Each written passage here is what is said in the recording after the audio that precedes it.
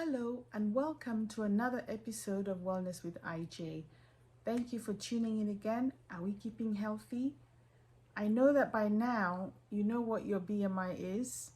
Mine, like I said before, is 28, and that means that I'm overweight.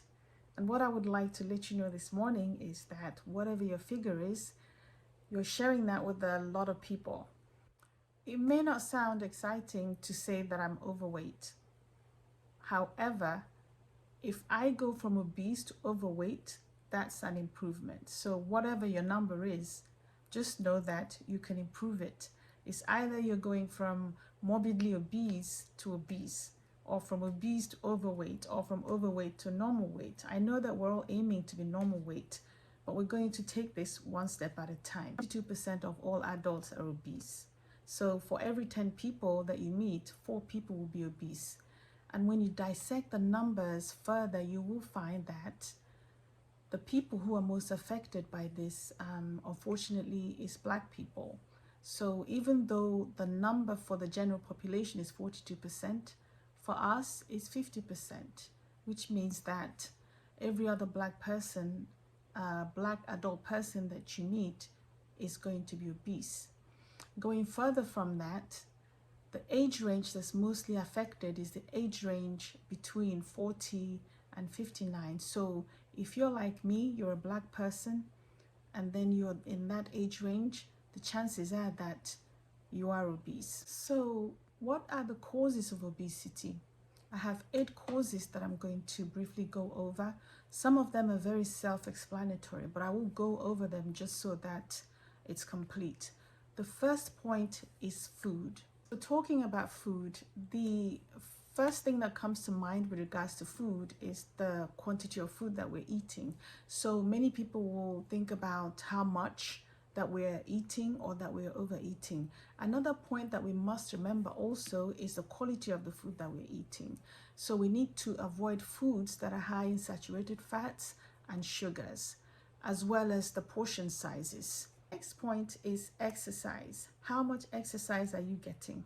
Are you getting regular exercise, or are you exercising maybe once or twice a week?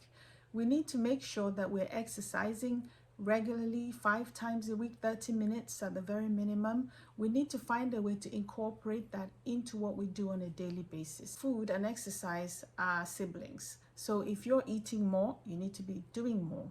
If you're eating more and you're not doing more, that results in weight gain. So we need to make sure that we're remembering that. Third point is sleep. We need to make sure that we're getting at least 7 hours of sleep every night. If you get less, that has been associated with weight gain. And also, the more you're awake, or the longer you stay awake, the longer or the more opportunity you have to eat. So if you go to bed at 9, then you will sleep. But if you stay awake till 11, guess what? There's going to be a lot of food around. You have 2 extra hours to fight the temptation to eat. Point number 4 is stress. Who isn't stressed? I am stressed. Even doing this is a form of stress. So we need to identify the stressors in our lives. Some of them are avoidable, some of them are not. When we're under stress, the stress hormone cortisol is released, and that encourages weight gain.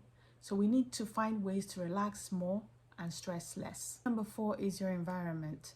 People don't realize this, but where you live plays a very important role in weight and obesity.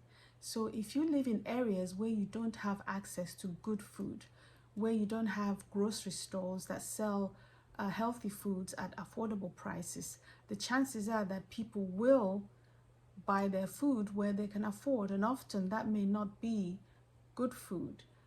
Even restaurants. Are you surrounded by fast food restaurants? Do you have any restaurant close to you that you can make choices? You can make better choices as to the kind of food that you eat. Those are all important. Is there a park close to where you live where you can go for a walk, or perhaps where you can take your dog for a walk? Is there a sports center or a recreation center that your children can go and join clubs and exercise? So your environment is really important. Point number 6 is medications. There's so many medications that can cause weight gain.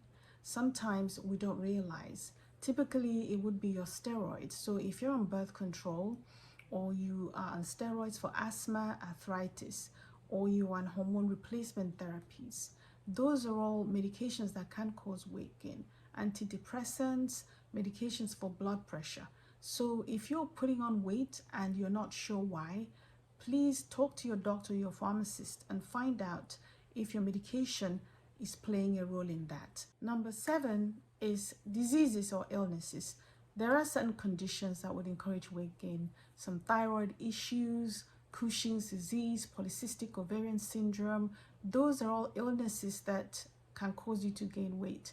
So if you're gaining weight and it cannot be explained, consult with your doctor. They will do some tests to figure out exactly why you're putting on weight. And the final point is genetics. Yes, genetics have been implicated in weight gain. However, I'm not sure how much weight that carries, to be honest. I understand that you may inherit your body frame from your parents. You may inherit certain body systems from your parents. What is often evident though is that if your family eats in a certain way or your food is prepared in a certain way, it's very common to see the whole family being overweight.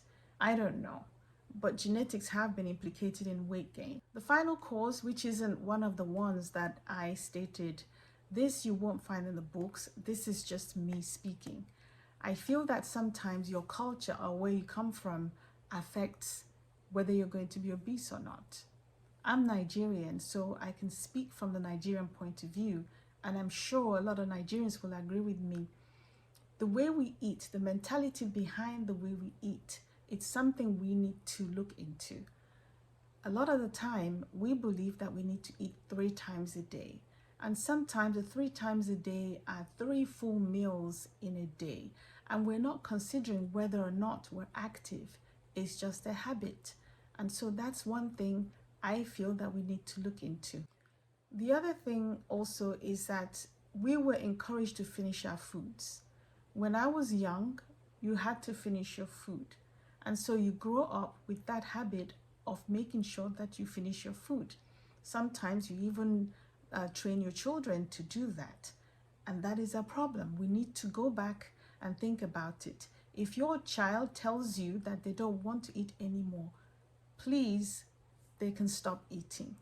Don't force them to finish all their food, because that's a habit that can be formed that will be almost impossible to break as they get older. Another point that I want to make is the way that our foods are served, or the way that our foods are eaten. As a Nigerian, we eat a lot of rice. If you're from any other country, please put in the comment section and tell me how you guys eat. We eat a lot of rice, and the rice is the major part of our meals. So you'd have a nice plate of rice, and then we have a small amount of meat, and sometimes there are no vegetables, or it could be salads, and sometimes the salads are not even green enough. They're not enough in comparison to the amount of carbohydrates on the plate. So the way that we serve our food can be a factor, and we need to think about how to swap that, so that instead of the majority of the food on our plates being carbohydrates, perhaps it could be vegetables, or it could be proteins. But we need to find out ways to change the proportions of the different food units that we eat. Another thing I want to add is the idea that if you're not eating off of a plate, it's not food. My husband is one of those people. He thinks that if you're eating peanuts, cashew nuts, that those are not food. They're food. He thinks that if you're drinking a bottle of beer or your can of Coke, that those are not food. They're all food. So please, food is anything that you ingest that has calories. Don't downplay them. These are the causes of obesity that I wanted to touch on today. If I have missed anything out, please feel free and put that down in the comment section. If you have any other ideas that you would like to share with us, please do that too. Until I see you again next time, stay healthy. Remember to share the video. Remember to like and comment. Until then, goodbye.